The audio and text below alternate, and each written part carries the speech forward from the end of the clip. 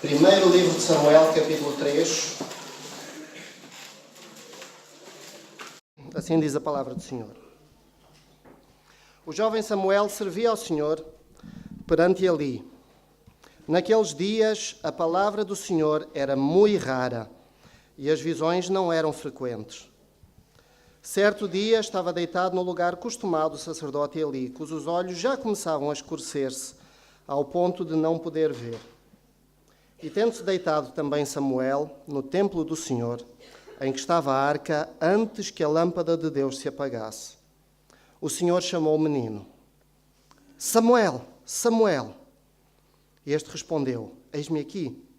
Correu a Eli e disse, eis-me aqui, pois tu me chamaste. Mas ele disse, não te chamei, torna a deitar-te. E ele se foi e se deitou. Tornou o Senhor a chamar, Samuel. Este se levantou, foi a Eli e disse, eis-me aqui, pois tu me chamaste. Mas ele disse, não te chamei, meu filho, torna a deitar-te. Porém Samuel ainda não conhecia o Senhor, e ainda não lhe tinha sido manifestada a palavra do Senhor. O Senhor, pois, tornou a chamar a Samuel terceira vez, e ele se levantou e foi a Eli e disse, eis-me aqui, pois tu me chamaste. Então entendeu Eli que era o Senhor quem chamava o jovem. Por isso Eli disse a Samuel, vai deitar-te, e se alguém te chamar, dirás, fala, Senhor, porque o teu servo ouve. E foi Samuel para o seu lugar e se deitou. Então veio o Senhor, e ali esteve, e chamou como das outras vezes, Samuel, Samuel. E este respondeu, fala, porque o teu servo ouve. E disse o Senhor a Samuel, eis que vou fazer uma coisa em Israel, a qual todo o que ouvir lhe tinirão ambos os ouvidos.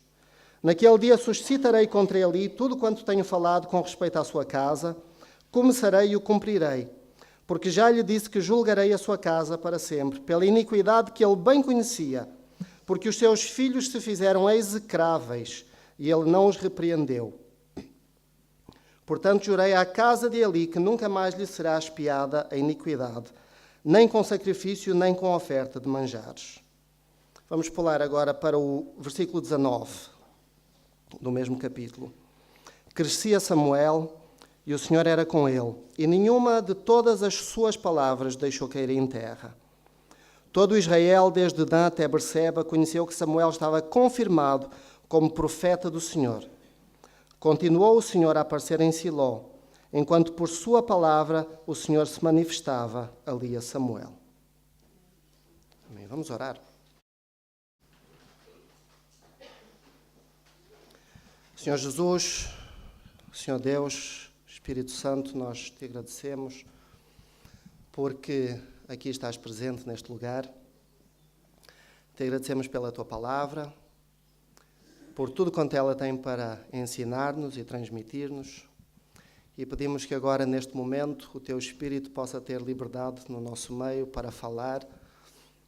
Que, ó Deus, qualquer impedimento que, de alguma forma, possa afastar a nossa atenção da tua voz, possa ser removido neste momento, para que tu tenhas total liberdade no nosso meio. Assim nós oramos no nome de Jesus Cristo. Amém.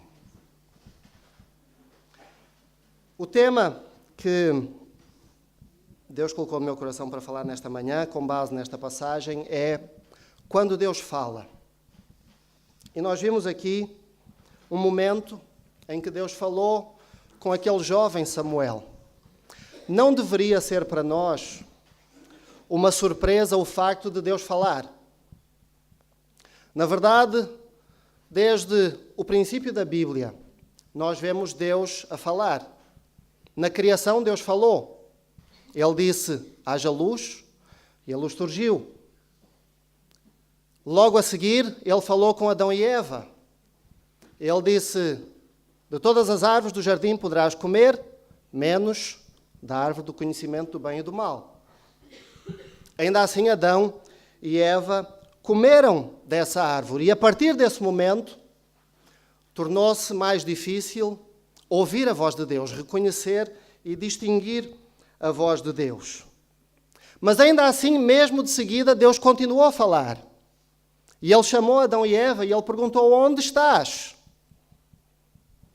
Depois disso, ele falou com Noé, falou com Abraão, falou com Isaac, com Jacó, falou com José, falou com Moisés, falou com Josué, falou ao povo de Israel. Ele continuou a falar. E depois desse momento, na Bíblia, nós entramos no livro dos Juízes. E no livro dos Juízes, aquilo que nós vemos é uma espiral descendente, em que, geração após geração, o povo de Israel se afasta de Deus. E o povo de Israel prefere deixar de ouvir a voz de Deus e procurar ouvir a voz dos falsos deuses. E quando nós entramos no primeiro livro de Samuel, nós estamos neste contexto. No contexto imediatamente após o livro dos Juízes, em que Israel estava cada vez mais e mais longe do seu Deus. Nesta altura, o tabernáculo estava montado em Siló, que era uma região central em Israel. Eli, como vimos, era o sacerdote, mas os filhos de Eli, que também eram sacerdotes, ou pelo menos de nome, como diz o texto que acabamos de ler, eles faziam coisas que eram execráveis para o Senhor. Coisas que eram intoleráveis para o Senhor. As pessoas vinham àquele lugar como um lugar de adoração, como um lugar onde elas queriam ouvir a Deus, e os filhos de Eli roubavam essas pessoas, tiravam os sacrifícios que elas tinham trazido para oferecer a Deus para si mesmos. Diz no capítulo 2 que eles se deitavam com as mulheres que vinham ao tabernáculo para buscar o Senhor. E por causa disso, então, no contexto em que nós vemos, não é difícil imaginar o porquê. No primeiro verso do capítulo que lemos, que diz que a palavra do Senhor era muito rara. Nós poderíamos dizer, talvez, que ali tivesse uma desculpa. Afinal de contas, diz aí no verso 2, que ali estava praticamente cego. Ele tinha uma desculpa para dizer que ele não via aquilo que os seus filhos estavam a fazer. No capítulo 2, a partir do verso 22, Eli tentou repreender os seus filhos por causa daquilo que ele tinha ouvido a respeito deles. Mas Eli falhou em corrigir os seus filhos. E por causa disso, aquele que deveria ser o líder espiritual de Israel, aquele que era o sacerdote do povo de Israel, o principal do tabernáculo, onde as pessoas iam para buscar a Deus, era alguém que não apenas era cego, mas estava surdo à voz de Deus. E por causa disso, naquele lugar, não se ouvia mais Deus falar. E é nesse contexto, então, que nós encontramos esta passagem. Precisamente com estas palavras. A palavra do Senhor era muito rara e as visões não eram frequentes. Uma outra tradução diz que a palavra do Senhor era preciosa ou era de grande valia. Porque tal como o ouro ou como alguma pedra preciosa, tudo aquilo que é raro é mais valorizado. Nós poderíamos muito facilmente comparar este período da história de Israel com o período que nós vivemos hoje.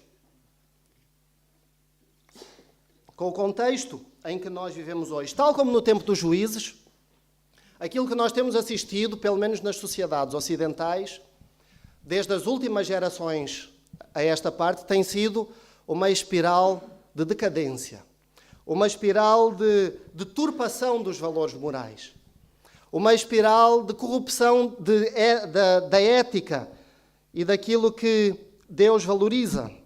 Também na sociedade em que nós vivemos, nós poderíamos dizer que a palavra de Deus é rara. Mas, tal como neste tempo, e creio que hoje também, Deus continua a querer falar. Deus deseja falar. No verso 3, há uma imagem muito curiosa.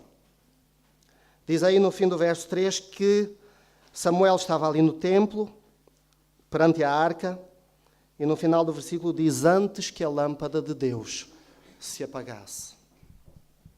No tabernáculo havia, naquele lugar, no lugar santo, um dos elementos que estava ali era o candelabro.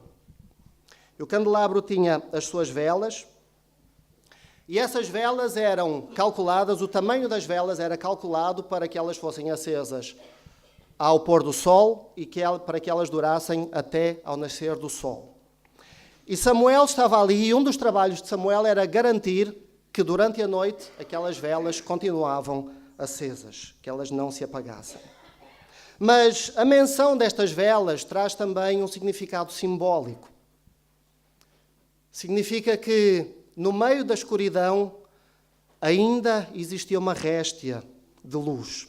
Ainda existia uma réstia de esperança. Naquele lugar, no tabernáculo, ainda existia uma luz acesa, porque a lâmpada do Senhor ainda não se tinha apagado. Deus ainda não tinha desistido de Israel.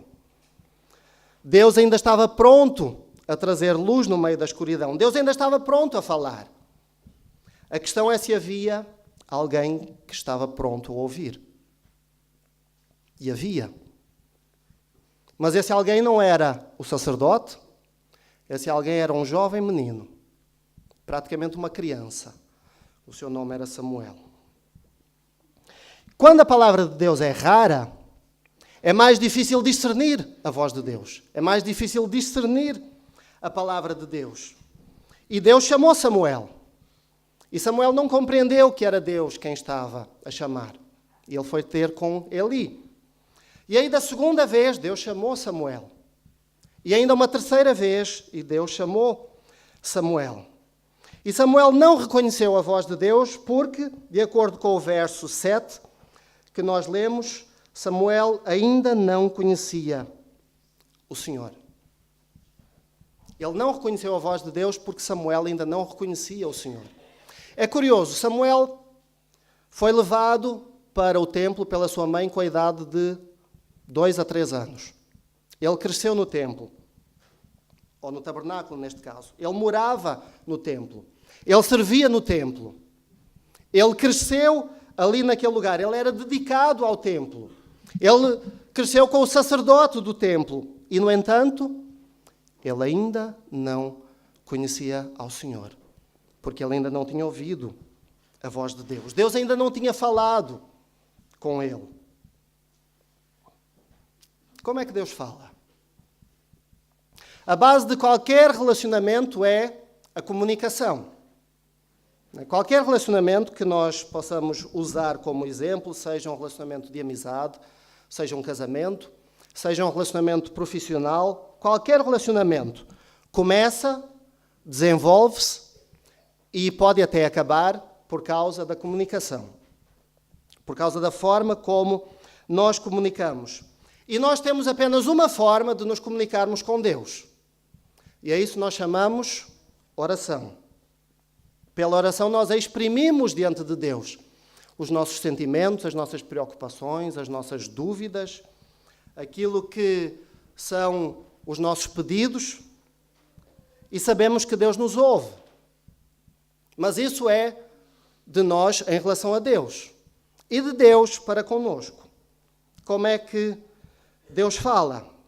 A Bíblia diz que Samuel não conhecia a Deus porque Deus ainda não tinha falado com ele. Deus ainda não tinha se revelado a ele.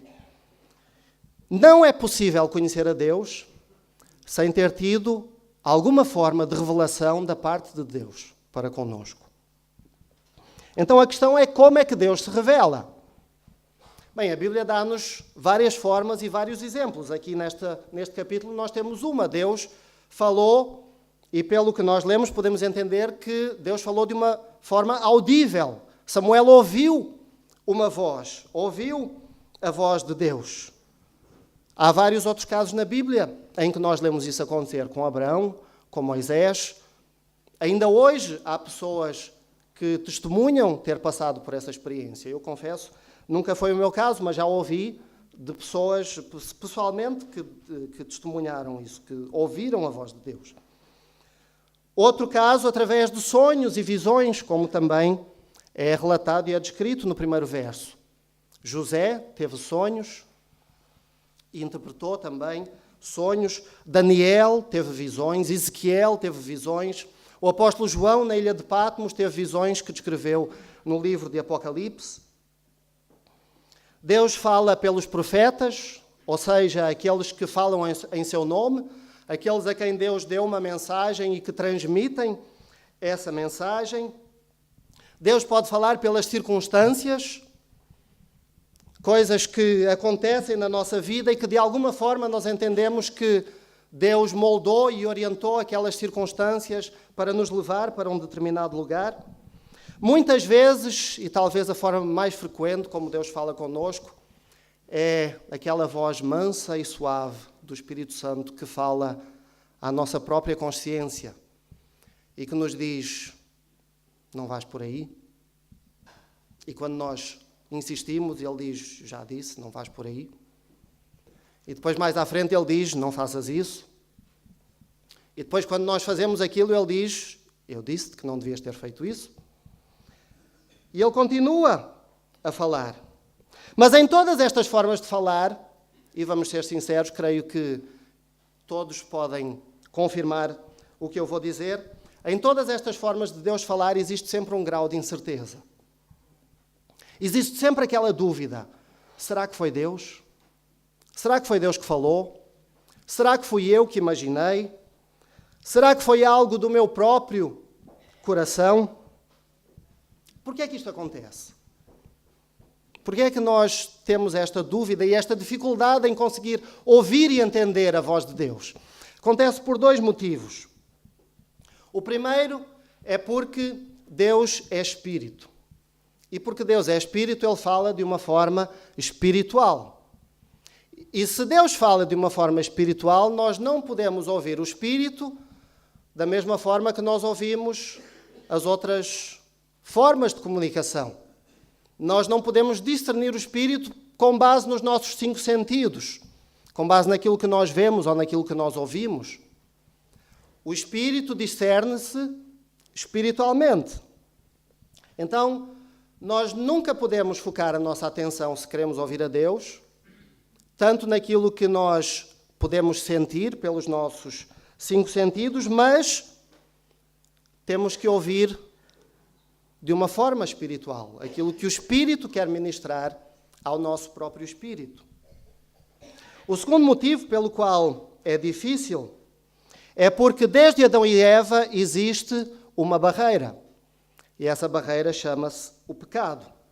E essa barreira não apenas afasta-nos de Deus, como dificulta a nossa capacidade de discernir e de ouvir aquilo que Deus tem para dizer. Então, o que é que nós podemos fazer? Na verdade, Deus já providenciou a solução. No livro de Hebreus, capítulo 1, versículo 1, o livro de Hebreus começa da seguinte forma: havendo Deus falado aos pais pelos profetas de muitas maneiras, a nós falou-nos nestes últimos dias pelo Filho. Deus falou, Deus tem falado, Ele continua a falar muitas vezes e de muitas maneiras. Mas a nós, Ele nos falou pelo Filho. A nós, Ele nos falou pelo Filho. Deus revela-se pelo verbo de Deus, pela palavra de Deus, como diz João no capítulo 1. Pela revelação de Deus, cuja maior manifestação é a pessoa de Jesus Cristo, os ensinamentos de Jesus Cristo, aquele que tem as palavras da vida eterna. Mas nós não testemunhamos aquilo que Jesus falou. Nós não estivemos lá há 2000 anos atrás para testemunhar aquilo que Jesus fez e aquilo que Jesus disse. Mas aquilo que nós temos é o testemunho daqueles que presenciaram, o testemunho daqueles que estiveram com Jesus, que ouviram Jesus. E a forma como Jesus mais fala nos nossos dias é através desse testemunho, ao qual nós chamamos Bíblia.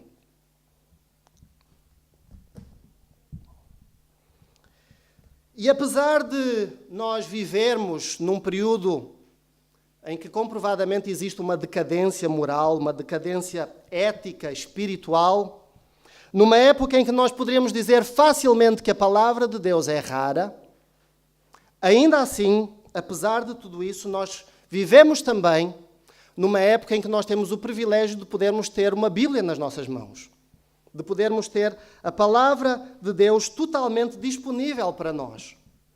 Irmãos, deixem-me dizer-vos que realmente isso é um privilégio, porque muitos antes de nós não tiveram essa oportunidade, até há bem pouco tempo atrás. E porventura ainda nos dias de hoje, em muitos países, muitos dos nossos irmãos não têm esse privilégio. Até há bem pouco tempo atrás, e estamos a falar aqui de 60, 70 anos, a maioria da população portuguesa era analfabeta. E em muitos outros países não seria diferente. Até há muito pouco tempo atrás, os livros eram muito mais caros. Até alguns séculos atrás, antes da invenção da imprensa, se alguém queria ter um livro, esse livro tinha que ser copiado e escrito à mão. Hoje nós podemos ter a Bíblia no nosso telefone e andar com ela para qualquer lado. Por isso, nenhuma pessoa que tenha uma Bíblia nas suas mãos e que a saiba ler pode alguma vez afirmar que a palavra de Deus é rara ou que Deus não fala consigo. Eu gostaria de ler um pequeno trecho deste livro. Não sei se alguns irmãos conhecem. Este está em inglês, mas o seu título em português é O Homem do Céu. Este livro relata aquilo que aconteceu na Igreja da China no tempo da Revolução Comunista de Mao Tse-tung. Este livro é um testemunho pessoal deste homem, que se chama o irmão Yun. E os eventos deste livro ocorreram todos nos anos 70 e 80 do século passado. Portanto, estamos a falar de 30, 40 anos atrás. E numa altura em que era proibido qualquer religião na China comunista, numa altura em que se pensava que na China o cristianismo tinha sido extinto, este livro descreve algumas das coisas, a forma como os cristãos da China viviam nesse período. E o irmão Yun converteu-se muito novo. A sua mãe já era cristã, mas ele converteu-se após o seu pai ter tido uma grave pneumonia, ter estado às portas da morte e ter sido curado de uma forma milagrosa. Se quiserem saber como, terão que ler o livro, porque eu não vou ler essa parte. E eu vou começar a ler uma passagem que é pouco tempo após isso, ou imediatamente após essa conversão do irmão Yun. E decorria o ano de 1974. E ele diz assim: a minha mãe não sabia ler nem escrever. Mesmo assim, ela foi a primeira pregadora da nossa aldeia. Liderava uma pequena igreja na nossa casa. Ela não se lembrava de muitos versículos, mas sempre insistia connosco para fixarmos a nossa atenção em Jesus. No princípio, eu não sabia exatamente quem era Jesus, mas eu tinha visto a forma milagrosa como ele tinha curado o meu pai. Com fé, entreguei-me ao Deus que tinha curado o meu pai e perguntava sempre que podia à minha mãe a respeito de Jesus. Ela respondia: Jesus é o Filho de Deus que morreu por nós na cruz, levando todos os nossos pecados. Tudo o que ele ensinou está escrito na Bíblia. Perguntei se tinha sobrado alguma dessas palavras de Jesus para eu ler. Ela respondeu: não, tudo foi destruído. Não sobrou nenhum dos seus ensinamentos. Isto foi durante a Revolução Cultural Comunista, quando não havia Bíblias na China. Desde essa conversa, eu desejei intensamente possuir uma Bíblia. Perguntei à minha mãe e a alguns cristãos como era uma Bíblia, mas ninguém sabia.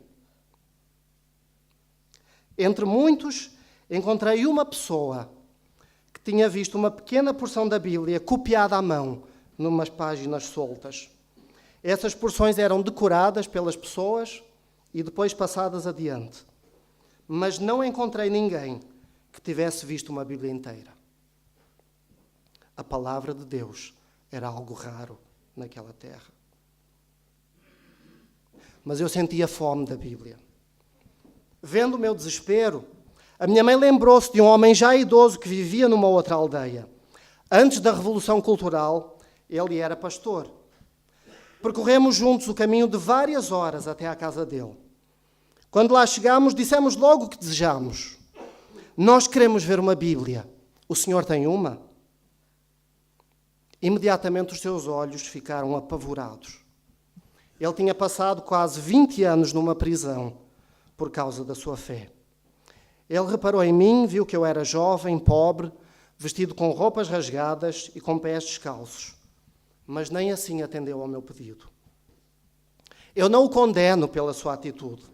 Naquela época havia pouquíssimas Bíblias na China. Ninguém tinha permissão para ler outro livro além do pequeno livro vermelho escrito por Mao Tse-tung.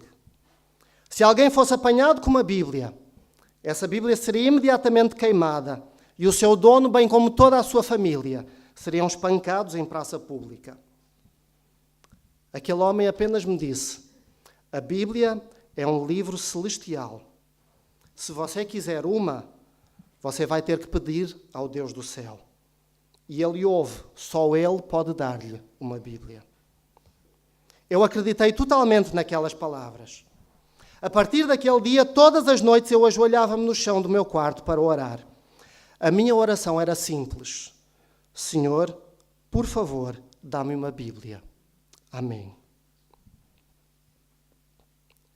Eu não sabia orar direito, mas assim eu continuei por mais de um mês.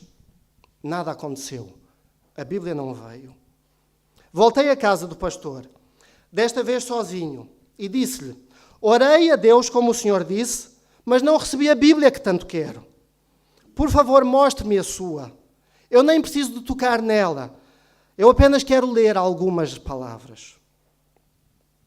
Ele, percebendo a ansiedade no meu coração, aconselhou-me e disse: se o seu desejo é sincero, então, além de orar, você precisa de jejuar e chorar diante de Deus. Desde esse dia, eu me recusei a comer de manhã e de tarde. Apenas comia uma tigela de arroz à noite. Chorava como uma criança faminta que clama ao seu pai por alimento. Durante 100 dias eu orei, jejuei e chorei por uma Bíblia até não aguentar mais. Os meus pais pensavam que eu tinha enlouquecido. Então, certa noite, às 4 horas da madrugada, algo aconteceu. Depois de meses implorando, eu recebi de Deus uma visão. Nessa visão eu subia uma colina íngreme, com um carrinho de mão pesado. Eu ia a uma vila para pedir alimento para a minha família. A minha luta era intensa, pois eu estava fraco por causa do jejum. O carrinho estava a ponto de virar-se por cima de mim. Nesse momento eu vi 3 homens descendo a colina na minha direção. Um deles era idoso e tinha uma expressão bondosa e uma longa barba. Ele empurrava um carrinho cheio de pães frescos. Ao verem-me, o idoso perguntou: jovem, tens fome? Sim, respondi, não tenho nada para comer, vou em busca de alimento. Ele pegou do carrinho uma sacola vermelha cheia de pão e mandou aos 2 outros homens que viessem me entregá-la. Quando um deles me entregou, disse: tens de comer imediatamente. Abri a sacola e vi que estava cheia de pão fresco. Quando levei um deles à boca, imediatamente ele transformou-se numa Bíblia. Nessa visão, ajoelhei-me nesse instante, com a Bíblia nas mãos, chorando e agradecendo a Deus por ter respondido à minha oração. Nesse momento acordei. Comecei a procurar freneticamente pela Bíblia por toda a casa. A minha família ainda dormia. A visão tinha sido tão real que, ao descobrir que tinha sido apenas um sonho, fui tomado de uma angústia tão profunda que comecei a chorar copiosamente. Os meus pais acordaram, vieram perguntar-me o que tinha acontecido. Achavam que eu tinha enlouquecido de tanto orar e jejuar. Contei a visão e quanto mais eu falava, mais eles pensavam que eu estava doido. A minha mãe falou: ainda nem nasceu o sol, a porta está trancada, ninguém veio aqui a casa, como pode estar aqui uma Bíblia? O meu pai abraçou-me com força e com lágrimas nos olhos orou: querido Senhor, tem misericórdia do meu filho. Não permitas que ele enlouqueça. Eu prefiro ficar doente outra vez a ver o meu filho enlouquecer. Por favor, dá uma Bíblia ao meu filho.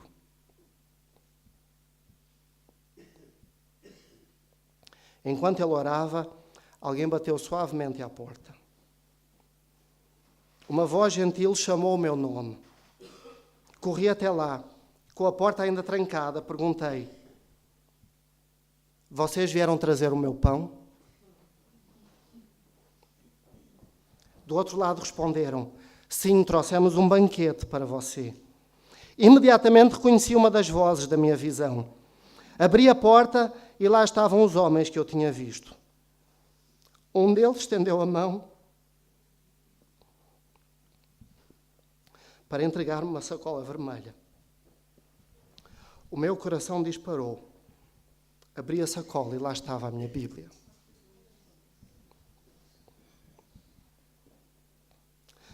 Logo depois, e ainda que o sol nascesse, aqueles homens partiram apressadamente.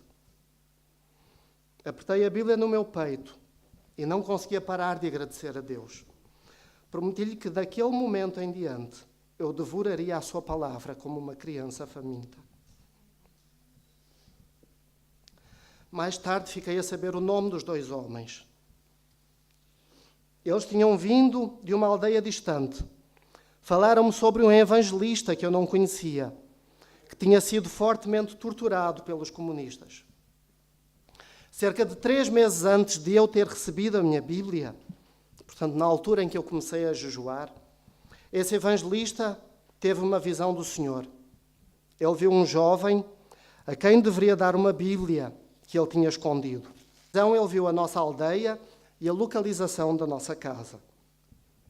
Como muitos cristãos na época, ele tinha colocado a sua Bíblia numa lata e tinha-a enterrado, na esperança de que um dia ele pudesse desenterrar para voltar a lê-la. Mas só alguns meses depois é que ele decidiu obedecer a Deus. E então pediu aos 2 cristãos para fazerem o trajeto até à minha casa, para me entregarem a Bíblia. Eles caminharam a noite inteira para o fazer. Daquele momento em diante, passei a orar com mais fé. Confiava de todo o meu coração que cada palavra da Bíblia era dirigida a mim. Não me separava da minha Bíblia, dormia até abraçado a ela. Passei a devorar as suas palavras como uma criança faminta. Foi o primeiro presente que recebi de Deus em resposta à oração.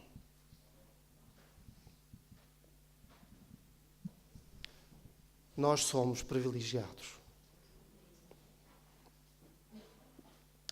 Nenhuma pessoa que tenha uma Bíblia nas suas mãos e que tenha capacidade de a ler pode alguma vez dizer que a palavra de Deus é rara. Eu não digo que Deus não possa falar de outras formas, porque Deus é Deus, Ele faz o que quer, Ele fala como quer, com quem quer, quando quer. Mas nenhuma pessoa que tenha uma Bíblia nas suas mãos pode alguma vez dizer que Deus nunca falou com ela. No tempo de Samuel também não havia Bíblia. Na melhor das hipóteses, havia uns rolos com os livros da lei, os livros de Moisés, que apenas meia dúzia de pessoas tinha acesso. Mas mesmo assim, Deus estava disposto a falar. E se não fosse Deus que estava a chamar Samuel, com certeza qualquer outra pessoa já teria desistido. Mas Deus era e Ele continua a ser paciente. Foi com Samuel e é também conosco.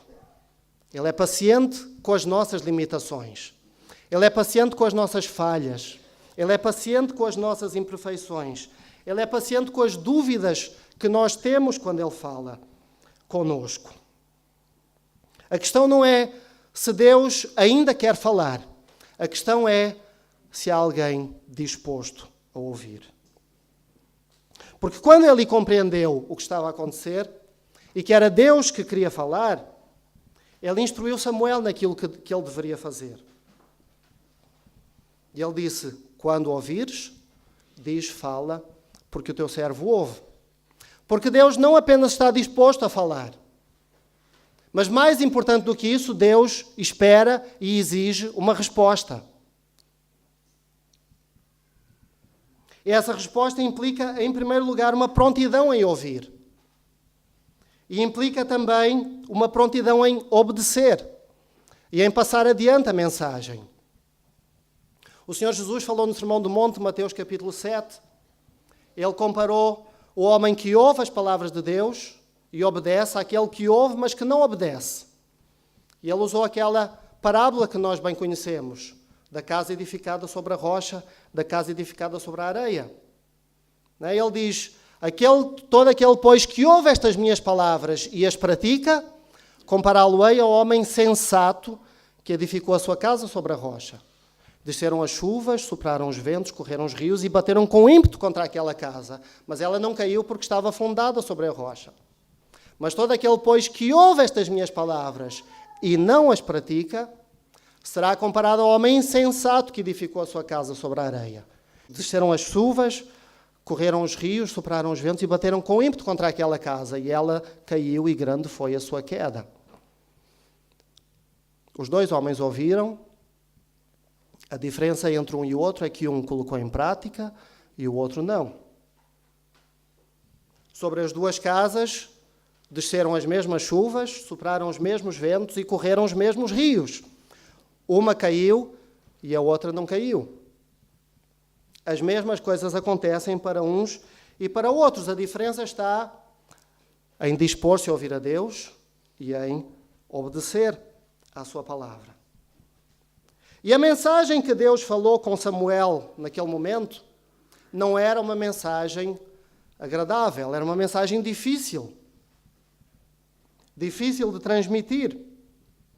E muitas vezes é isso que acontece quando Deus fala conosco. Muitas vezes a mensagem que Deus nos traz não é a mensagem que queremos ouvir. É a resposta que Deus nos traz, não é a resposta que nós queremos. Muitas vezes nós lemos na Bíblia passagens que nós preferíamos não ter lido, ou passar à frente.